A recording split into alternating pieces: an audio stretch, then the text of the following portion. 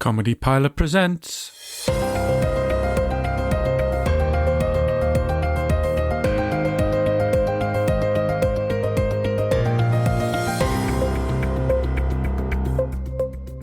Good evening. It's the 27th of November 2025 and this is the United State of News. I'm Johnson Hood and these are the headlines. A 70% drop in migration surprises racists who now need to blame something else for their miserable lives. Ex-TV presenter Pete Hegseth threatens to court-martial NASA astronaut and war hero Senator Mark Kelly without a sense of irony. Trump pardons Turkey before it is rearrested for possession of an illegal firearm. But first, hopes are high that the Ukrainian war is coming to a close, which has dragged on now longer than the Christmas episode of EastEnders. The peace negotiations have been arduous, largely due to America's insistence that Russia gets everything they want, but also because Trump's envoys have all the tact and intelligence of a doorknob. However, these latest rounds of talks have proven more fruitful, despite the questions surrounding their origins. It began in a Miami hotel, and a meeting between Stephen Witkoff, property developer, special envoy to the Middle East, and someone who testified in defence of Trump at his trial for fraud. It also included Jared Kushner, property developer, and Trump's son-in-law with no formal role at the White House, and Kirill Dmitriev, property developer, investment banker, and close personal friend of Vladimir Putin. Together they constructed a 28-point peace plan, so skewed in Russia's favour it practically called for Zelensky to iron Vladimir's shirts. And while a Qatari official was asked for their input, neither Ukraine nor Europe were consulted. The plan was then leaked, and the clownry at the White House struggled to find an explanation. First it was a peace plan, then it wasn't, then it was a framework, and then it was another embarrassment on the global stage. By that time the cat was out the bag, and the plan, just like Trump's neck, was met with horror. The plan called for Ukraine's agreement not to join NATO, to cut the numbers of their standing army to no more than 600,000, and to give Russia more land than it had already acquired through force. European leaders condemned it, but Zelensky's back was against the wall, or it would have been if all Ukrainian walls had not been destroyed by drone strikes. The plan was taken to Geneva where the failings of the Miami Three were addressed and a more balanced plan was written up, without using crayons this time.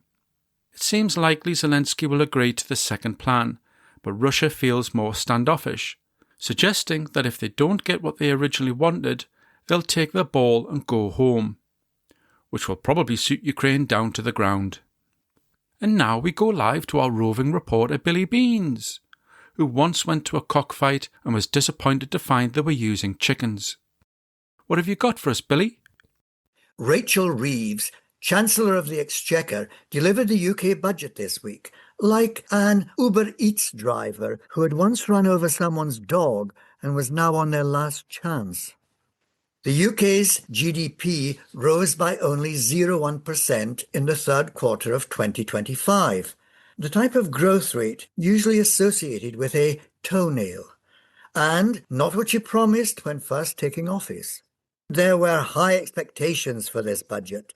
The government had originally floated the bold move of increasing income tax.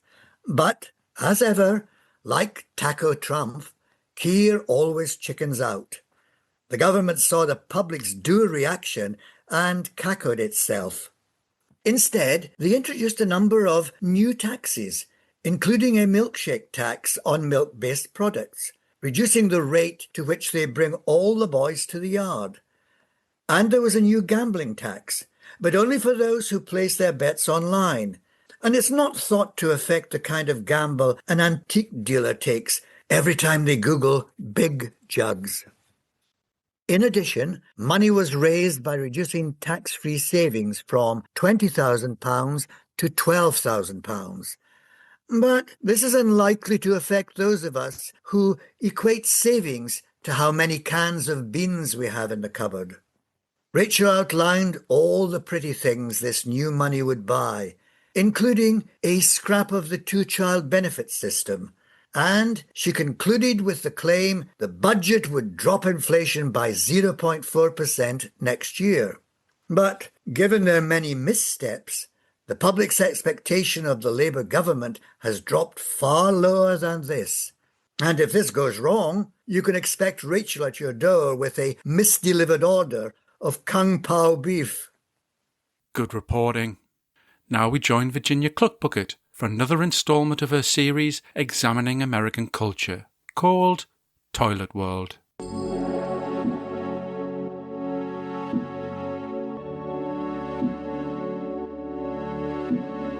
Toilet World, Toilet World, Toilet World, Toilet World, Toilet World.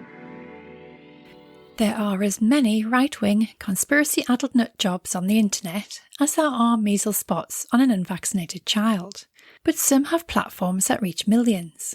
One such influencer is Candace Owens, who made the news this week for being as cuckoo as the clock, but not nearly as charming. Candace informed her 7 million fans on X that Emmanuel and Brigitte Macron, the President and First Lady of France, have hired hitmen to have her assassinated. The assassination squad are already active in America, says Candace, and consist of a French man, a French woman, and an Israeli. Despite the fact her claims sound like a start to the type of joke that gets you kicked off Mum's net, according to Candace, the information came to her through a credible but untraceable source. Because, doesn't it always? This follows Candace's dogged insistence that Brigitte was born a man, and maybe Emmanuel's uncle, and that Emmanuel is a homosexual who sleeps with men. To be fair to Candace, homosexual men do tend to do that, so she might be right on that one. The recent revelation has prompted concerns about Candace's mental health, and had this been a member of the family, the glue would have been taken from them and an intervention staged. The question soon becomes, when do influencers like Candace become a feature in their own digital freak show, where listeners gawk at the bearded lady as she eats raw chicken and explodes from the back end? How much is entertainment and how much is voyeurism? For those who don't like her, she could be dismissed as a tragic sign of our times, where even a mental breakdown can be made profitable. But to those who like her, to those who love her, it is different. The man who killed 51 people and injured 89 more in the Christchurch mosque shooting in New Zealand claimed Candace had influenced him above all. The student who opened fire in the Antioch school cafeteria claimed Candace's stunning views helped push him further and further into violence. Her outlandish claims may not be symptomatic of a health crisis. It may be a cynical attempt to drive up profits, but it is a freak show act nonetheless, one that pushes her and her listeners to greater extremes. Her lunacy, one way or another, indicates she is so far out to sea she risks being washed up on a foreign shore as a giant turd. But her influence over weaker minds than hers, and that's saying something, should not be discounted. Thank you, Virginia.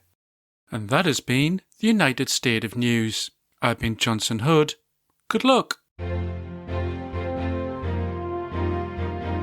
United State of News was written by Sean Baines. It was performed by Sean and Gillian Baines and the esteemed Alex Morrison. Don't forget to follow Comedy Pilot Presents Down a Dark Alley for next week's episode.